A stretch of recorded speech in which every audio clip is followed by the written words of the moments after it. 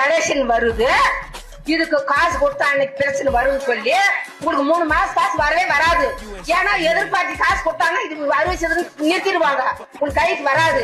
அதனால உங்களுக்கு முன்னாடியா இந்த பண்டை 3000 போட்டு இந்த ஜனத்தங்களுக்கு ஒரு 2000 சேர்த்து சாப்பிடட்டும் மக்கள் அப்படின்னு சொல்லி போட்டுங்கிறாங்க.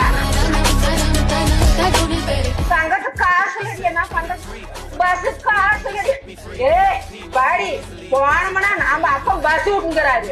போறங்க போய் காசு எடுத்து வந்து சங்கத்து கட்டிக்கிறோம். என்ன போயிடும் நமக்கு ஓடுங்கப்பா ஓட்டு சுரினப்பா ஓடுங்க ஓட்டு. தருமபுரி மாவட்டம் பாப்பரெட்டிப்பட்டி தாலுக்கா மோக்கனூர் பஞ்சாயத்து தின்னப்பட்டி முத்தம்மா. ஒரு குடும்பத்துல ஒரு டாக்டர் ஆகணும்னா ஒரு கரண்ட் வாங்கணும்னா குதிரை கொம்பு மாதிரி. இன்னைக்கு போத கவர்மெண்ட் ஸ்கூல்ல படிக்கிறவங்க பிள்ளைங்க மக்கள் சீட்டு வாங்கிடுச்சுங்க. யாரால ஆனது? அண்ணன் தளபதியால ஆனது. டாக்டர் எப்படி வந்துச்சு?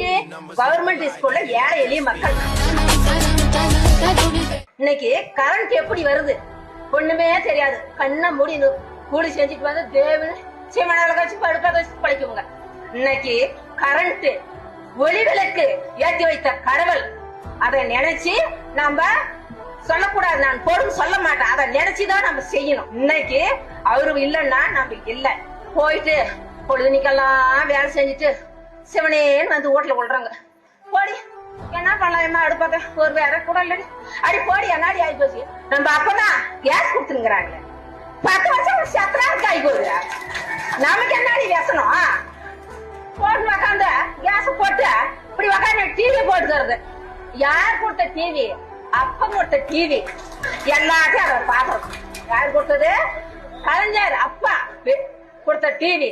என்ன நமக்கு குறை? இவங்க பையனுக்கு லேப்டாப் வந்துருச்சு. இன்னைக்கு அண்ணன் பழனியப்பன் பிஹெச்டி டாக்டர் பிஹெச்டி முடிச்சுங்கிறாரு. நம்ம அண்ணனுக்கு தளபதியா இருக்குதான் ஓட்டு போடணும். ஓ ஓடு அண்ணன் வரணும்.